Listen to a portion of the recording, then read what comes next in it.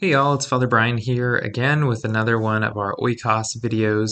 In this series of videos, we have been reviewing this approach that we have at Holy Spirit to sharing the love of God in our neighborhoods. And we drew it from a book called 8 to 15 by a pastor named Tom Mercer. And throughout this approach, we've talked about identifying the people that God has put in our lives, that we want to be aware of them, we want to share the love of God with them.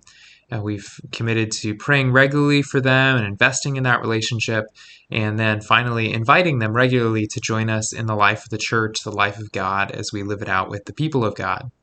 The last step in this process is that we ourselves prepare to grow as we go through this process. And this is one of the things that I do really like about the oikos approach, is that it reminds us that the Lord is not done with us, that our witnessing is not as people who are complete or completed projects.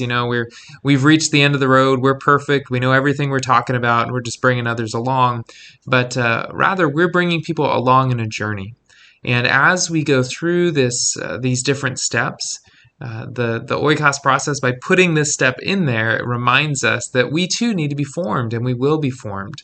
So perhaps even as we commit to praying regularly for our oikos, and then we realize, well, I'm not praying regularly for them, that's an opportunity for us to grow, to grapple with how the Lord would have us put more time of prayer in our day, or perhaps remember that we're praying for these people.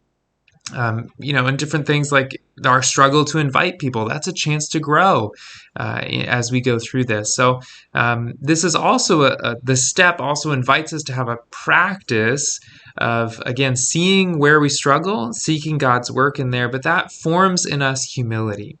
This right view of who we are, that we are loved by God and flawed people. We're sinful people, just like everybody else we're trying to share God's love with.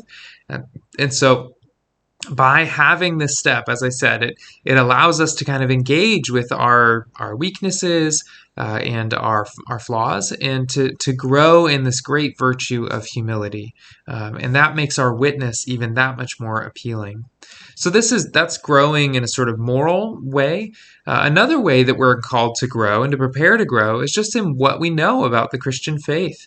That one of the great things about engaging with people who are not Christians is that they ask good questions, or they say, well, this is why I wouldn't go to church or be a part of your faith. And then this is a new situation that we have to engage with that. And I think a couple things here. One, we need to make sure that we listen really well to the concern or the critique that somebody has, that we so that we can really understand it, and that also that it's okay when we meet one of those things to be able to say, I don't know how to respond to that, and to allow this question or this critique or this concern to really challenge us, because we're people who want to be ready to grow in our faith. And so this can launch us into a discussion with our fellow church members, fellow Christians, could be with a clergy member, it could lead us to some books, some things like that, but for us to grow in what we know about the Christian faith. And this is, again, one of the fruits of engaging with these people that God has put in our lives.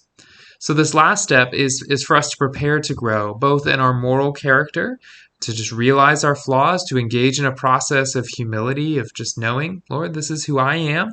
And so my witness can be that much more authentic to people. And also preparing to grow in what we know about the Christian faith. So I hope that as we've gone through this journey, you felt encouraged as we have gone over the different steps, that the Lord has worked to show you people in your life that He's calling you to share His love with, and even that opportunities have opened up. I know they have, just in my life in the last week, of seeing people and saying, okay, I want to take this step, Lord, will you meet me there, and how do I invite them into the life of faith? So as a church, we're going to hope to, our small groups are great ways to grow, growing in our knowledge of the Lord, study, fellowship.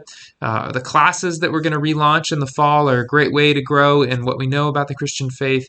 Again, you've got resources throughout the church as we do this, but it's God's call that we realize who He has put in our lives, and that we follow and we meet these people so that we might be the witnesses that Christ has commissioned us to be.